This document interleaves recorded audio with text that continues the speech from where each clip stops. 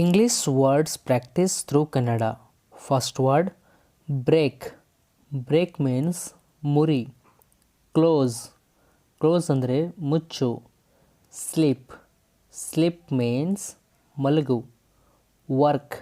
Work ಅಂದರೆ ಕೆಲಸ. Unique. Unique means ಅನನ್ಯ. Genuine. Genuine ಅಂದರೆ ನಿಜವಾದ. Discipline.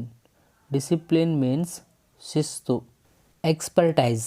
Expertise means ಪರಿಣತಿ. Impress. Impress ಅಂದರೆ ಪ್ರಭಾವ. Attitude. Attitude means ವರ್ತನೆ. ಹೇ ಗೈಸ್, ನಾವು ನಿಮಗೋಸ್ಕರ ಕನ್ನಡ ಮುಖಾಂತರ ಇಂಗ್ಲೀಷನ್ನು ಕಲಿಯಲಿಕ್ಕೆ 18 PDF ಬುಕ್ಸ್ಗಳನ್ನು ರೆಡಿ ಮಾಡಿದ್ದೇವೆ.